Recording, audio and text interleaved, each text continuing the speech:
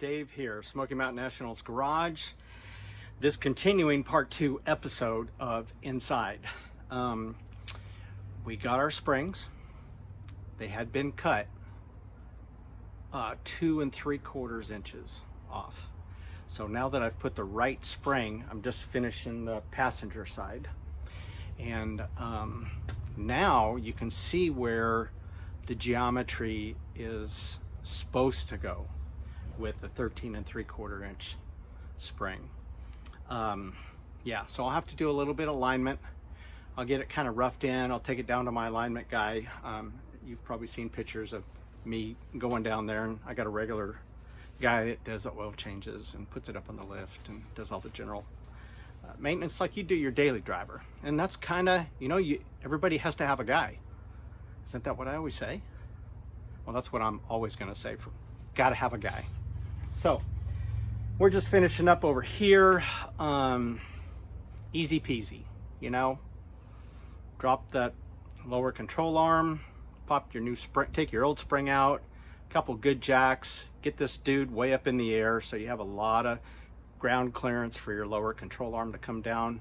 Believe it or not, that coil just kind of falls out. You put the new one in there, you put it up in the hook and jack it right back up. No need for the Death Trap 2000 over there. Kind of did it on the other one because I misplaced, I got some 6x6s I use and a whole slew of them on the side of the garage over there. Kind of got it over a little too far, so I kind of had to use the Death Trap 2000 a little bit, popped it up in there, got her jacked up, got the tension on it. I can't wait to get the jacks out from underneath this cross member and get this thing settled down to see if we can correct that geometry. So anyways, just a quick update. Had to come out. I gotta get the fan on. I think I'm gonna go get me a cold water. And yeah, not as young as, did I say that loud? Not as young as I used to be? Yeah, okay. Well, we're gonna come right back at you soon. Okay, here we are, putting that lower control arm back up, and thought I'd check the cap on this side, and looks like we are missing a cotter pin on this side. Shocked that I didn't lose both front wheels driving back. Shame on me for not checking the work of the shop that I paid a lot of money to do this to, which will go nameless. So I'm gonna put a 29-cent cotter pin in here, and that should be easy peasy. Boom, boom, boom, boom, boom. Heads up. So terrible camera angle, but put the little fancy dancy gold washer, star washer thing, pop your 29-cent cotter pin in there, put your cap back on. Boy, you just got to check everything. Let me find a good angle. Yeah, it's hot, it's summer, what the crap. Okay, back at it. All right, so I'm just crawling underneath here. I set it back on the ramps. There. Now, I want you to see this. And it's almost, once it settles, I pushed on it a little bit. This cross member right here going across. Look at the controller, the lower control arm. There you go. Jason Meredith, you'd be proud of me, brother. Thank you for all your help. And look at that, it goes right straight across. All we have to do now is come back over here and pop the shocks in and line it up a little bit, rough line it. Just got to pull out, looks like the steering a little bit, the steering rod, and let that push out because the geometry is different now, right? So there you go. Crawl up underneath your Mustang too. Get that front end. Look for that, right? Looking for that straight line right there. If you got a straight line, you're probably doing something okay, or it was installed good.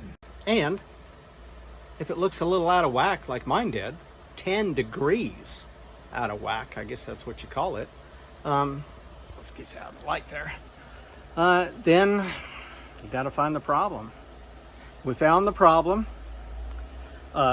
Just an easy economic financial investment at Alcoa, Tennessee's O'Reilly's. Thank you guys, Jason and Scotty, and Mike, the manager down there. Appreciate all you guys do for us here locally. And I'll show you the end result. But that's a start. If you get a little wackadoo in the front, you know, there's always a reason. But it can be fixed. Well, gonna clean up, a little wore out. Got everything back up. I still got the shocks and a few little, you know, whoop-de-doos here and there to tighten up. We're gonna get that kinda all buttoned up. And then when I set it on the ground, kind of see how the stance is. I'll adjust the alignment a little bit, get that close, throw it on the trailer, haul it down to the other side of town here and get that dialed in. And then we'll start on some other projects. So I hope you enjoyed this episode of Inside the Smoky Mountain Nationals Garage. This part 1 and part 2. Didn't really expect to shoot this content, but I hope you learned a lot, because I sure did. And I'm gonna get in my build book and I'm gonna look at that Mustang 2 information that Fat Man Fabrications sent me, and I'm gonna double check everything. We still got to bolt up the sway bar, got a couple odds and ends, and we should be good, ready to move on to the projects that I originally intended to show you what we were doing. So once again, I hope you enjoyed this episode. Thank you for hanging out with us, up and down and in and out and underneath, and all the bad video footage that I tend to shoot with my iPhone here.